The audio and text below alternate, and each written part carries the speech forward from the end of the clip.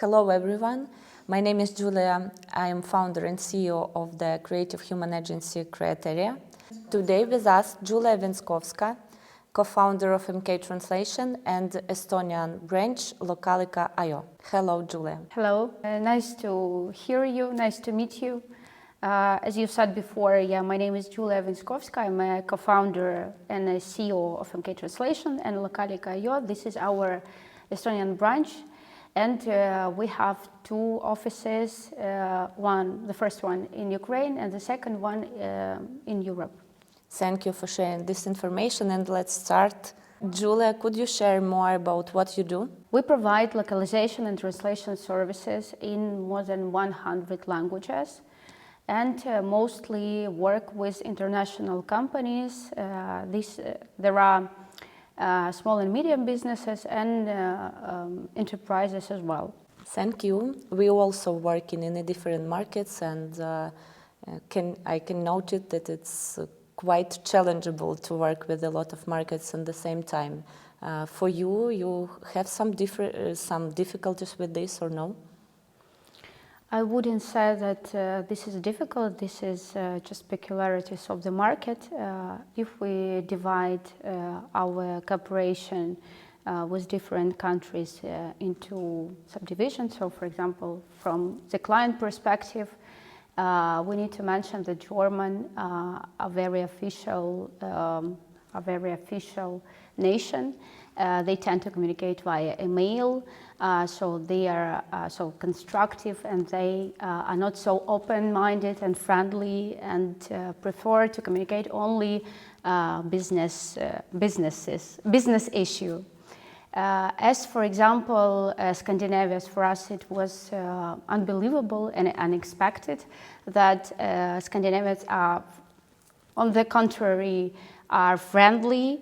They start communication with asking how we are, what is the situation in Ukraine, and etc. And then we continue discussion about business. Each market has their own peculiarities, but I wouldn't say that this is a problem. It's just I don't know, challenges that you wanna overcome when you wanna earn new money, when you want to earn more, and you just need to perceive it as like first step of your strategy. As a perspective of our performers, because we work with, as I said before, more than 100 languages.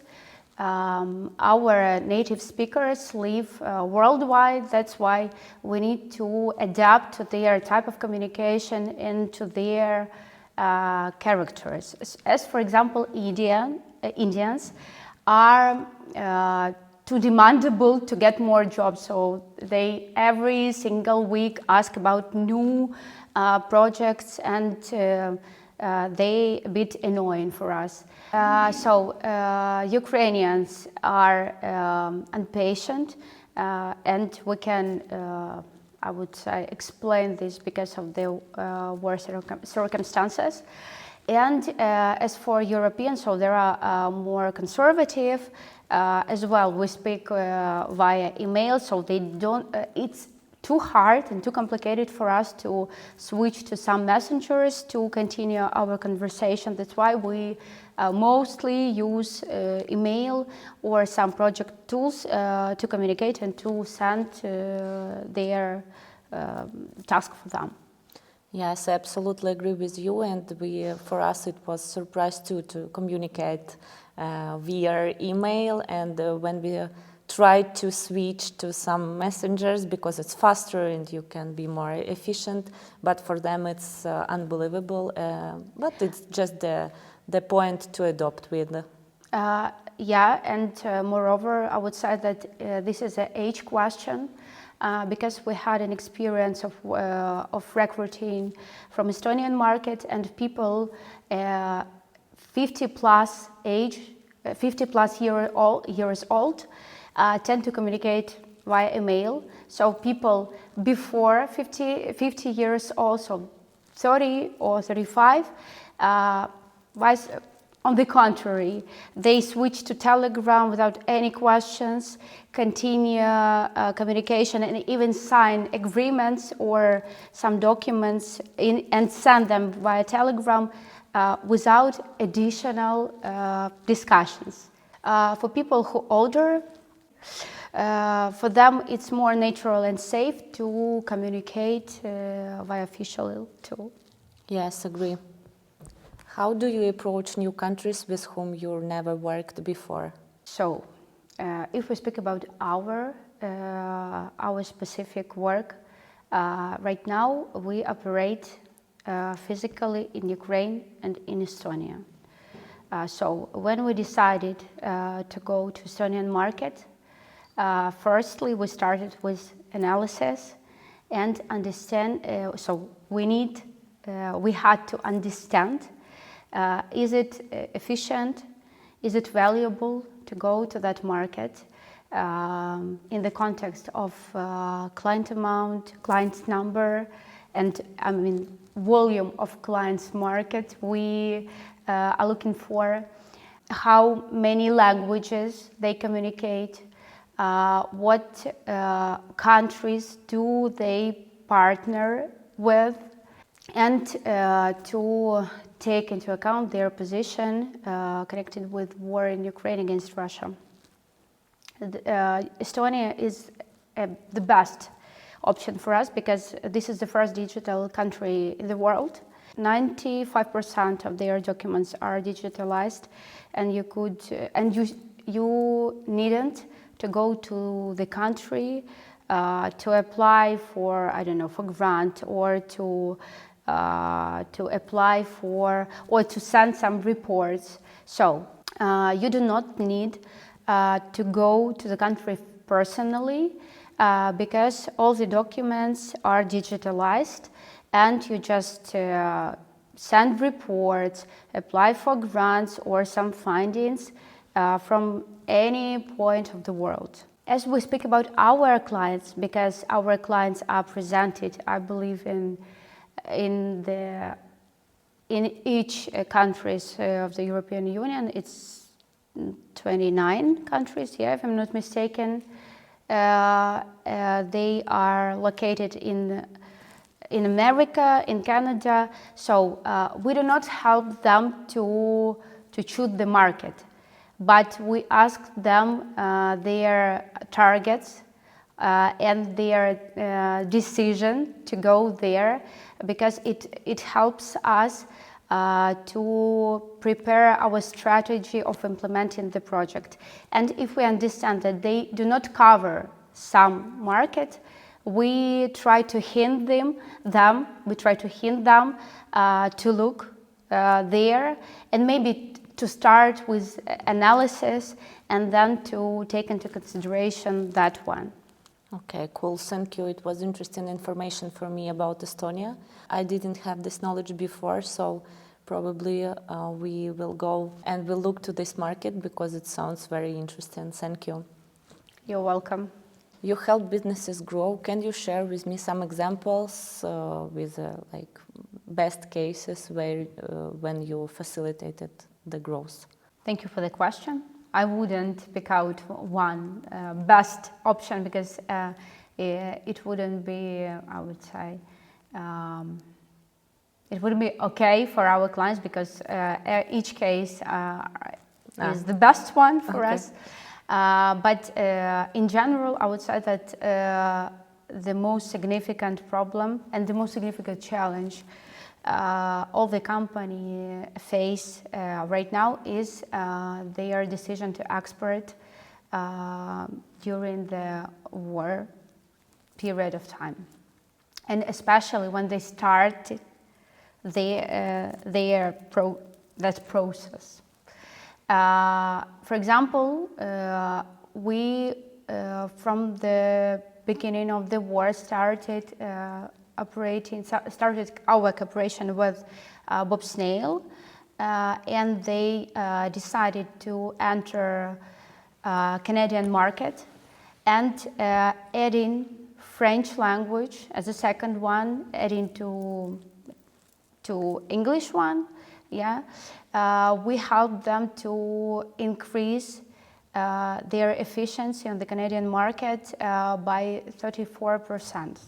Cool. It's during the 1 year, 2 years, like on a short period.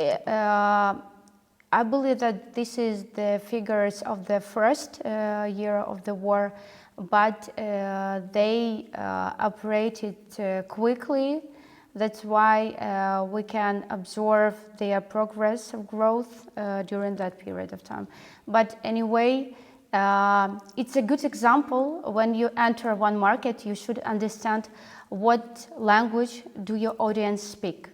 If you, for example, go to Belgium or, I don't know, French market, you need to understand that English is not the main one, and this is not the best option and not the best solution you want to take in your strategy, because there are a lot of parts of different nation representatives you want to cooperate with, and you need to start with analysis in order to know who you want to work with.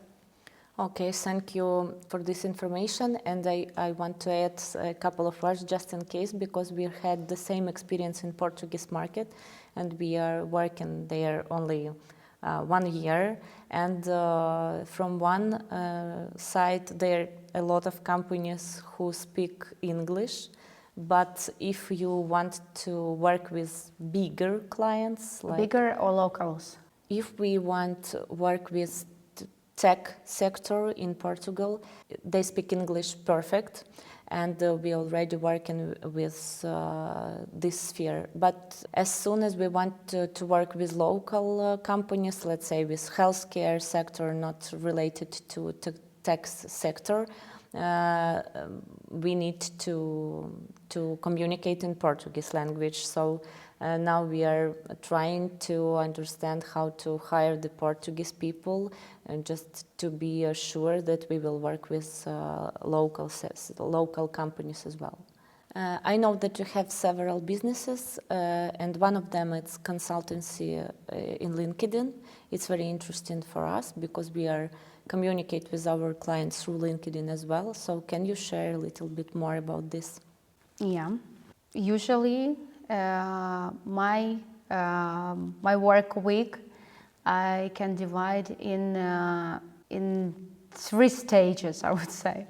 On Monday and on Wednesday, I work with the company that provide localization services, so MK translations, business meetings, some discussions, some controls, corrections in projects, and etc. On Tuesday and on Thursday, I usually work with LinkedIn consultancy.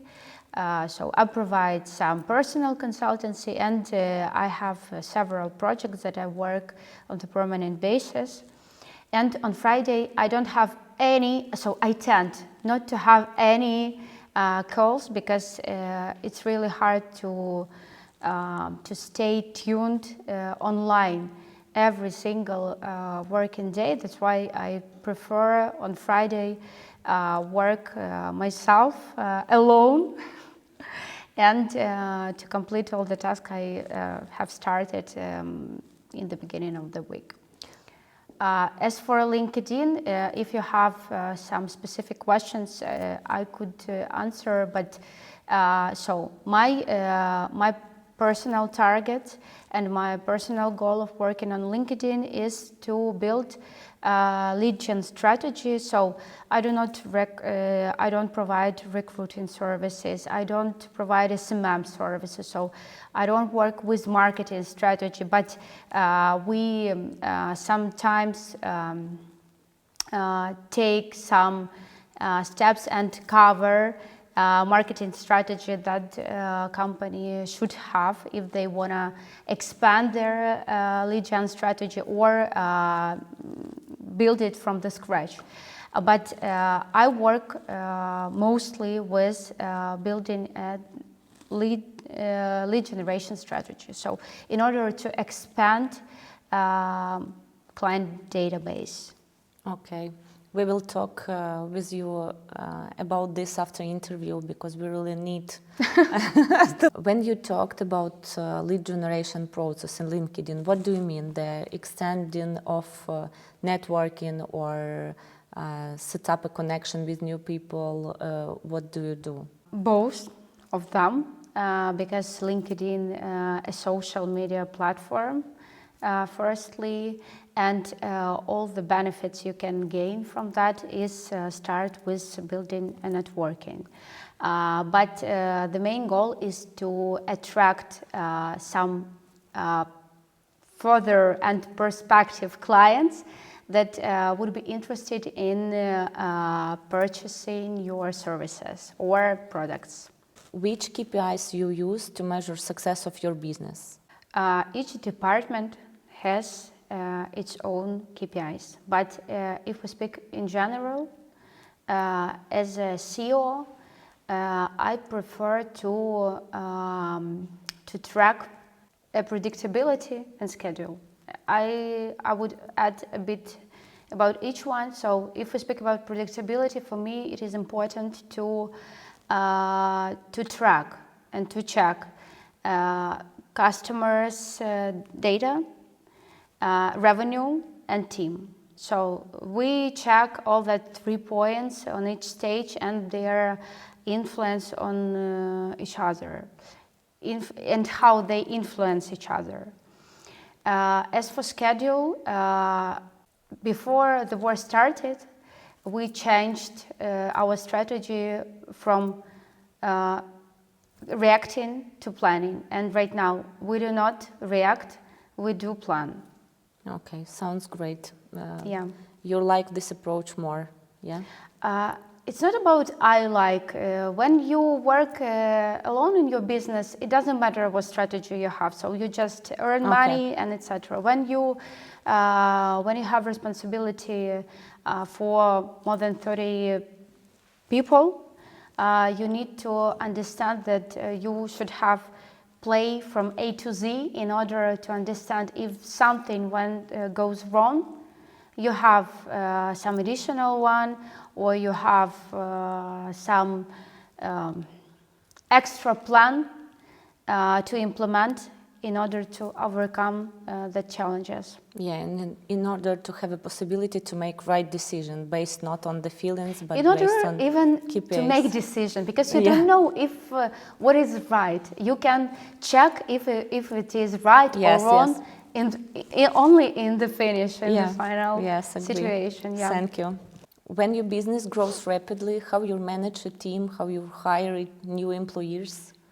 Good question.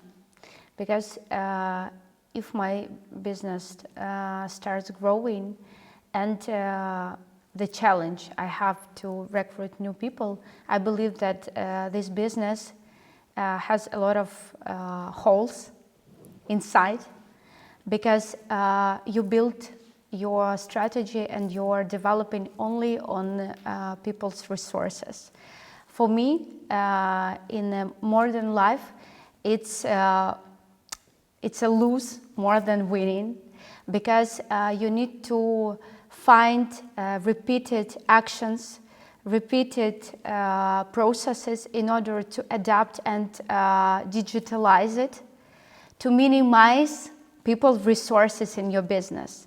And if you observe the rapid growing and you need to support that developing by people, I believe that you need to change your strategy, because the more people you have inside, the more problems you have, because each of them needs to support, to communicate, to communicate with, to have some one-on-one conversation with HR, to operating performance review, and etc. And every single new people wants to have some attention to them in order to feel that he is valuable in the company. That's why I tend to build my business a bit another way. If I understand correctly, you prefer more technological way, yes? Not. I prefer mixed way.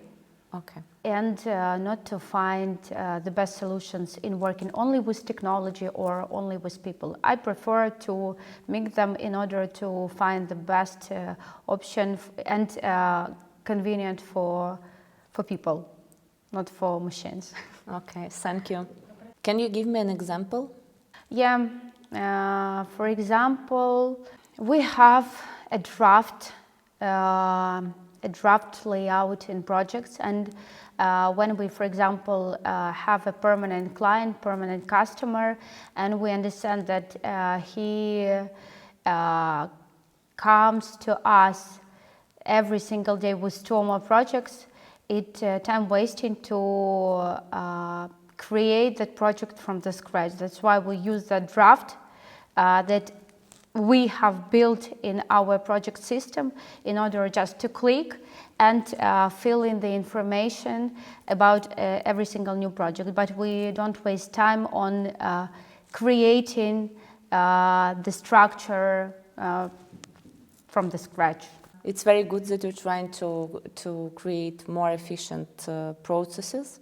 But if you need the person, how you hire them? If we speak about general employees, for that purpose we have a HR department to which each of our colleagues could request with some needness of recruiting a new candidate to help them. And they start with candidate profile, motivation system, and etc. And goes to some placement, Ukrainian or European one, and it depends on the market we work with and the person we are looking for. But if we speak about C-levels, my personal opinion that we shouldn't recruit a good C-level position outside.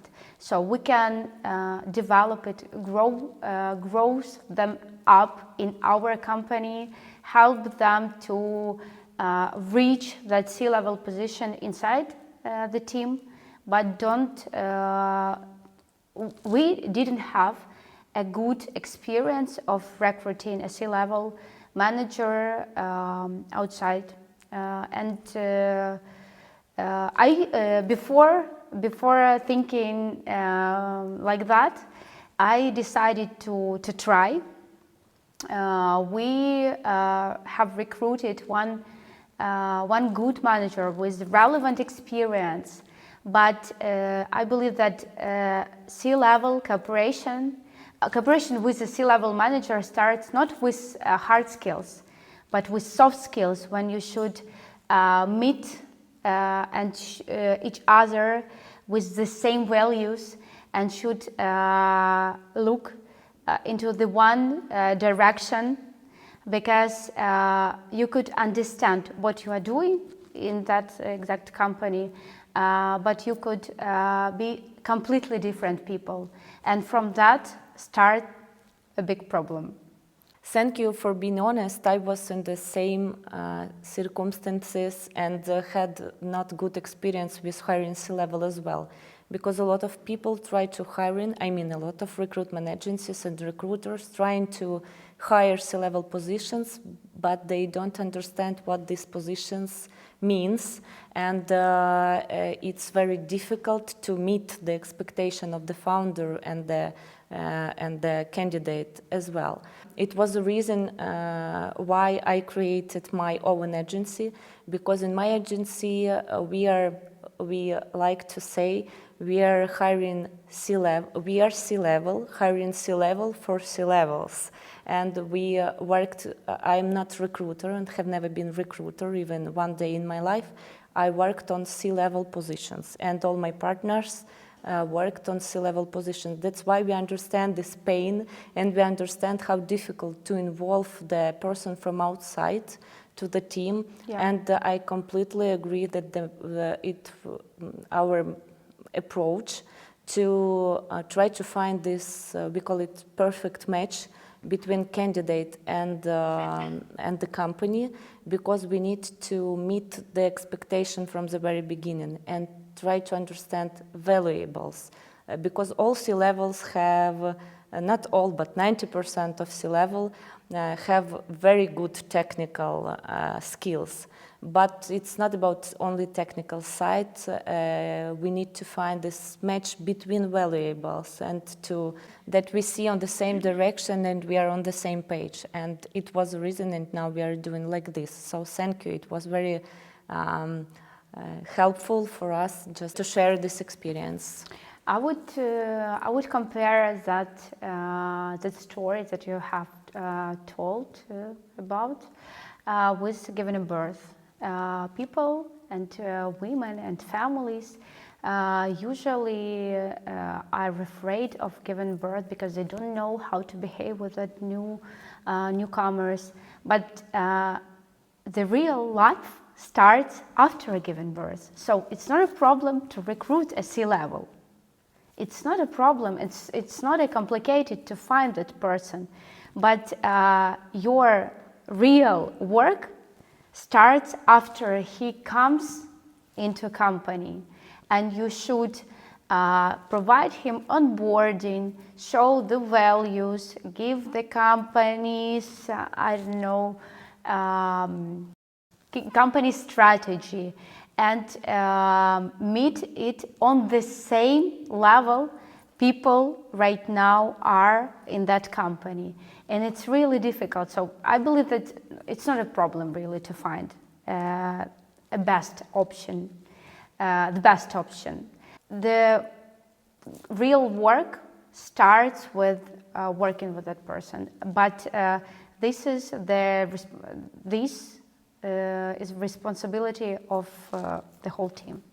Yes, of course, but I completely agree with you, and it's really like this, because the person after hiring, it's only the very beginning of the journey in this company.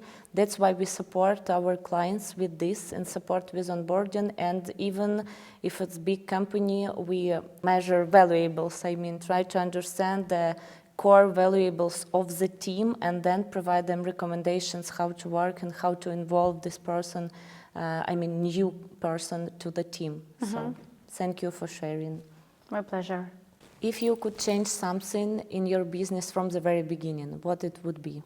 Nothing. I wouldn't change nothing because I started the first business being a student. That time I was graduated from the university. And my personal personal opinion was that the best way to earn money is to start being an entrepreneur. And for that sum, I just ordered business card, and I believe that that would help me. To attract new customers. I have 50 of them right now, even. Yeah, because of course it didn't work, but it gave me a good experience, and I wouldn't change anything because in my family no one has experience in business. It was me who started that path. It's a great story.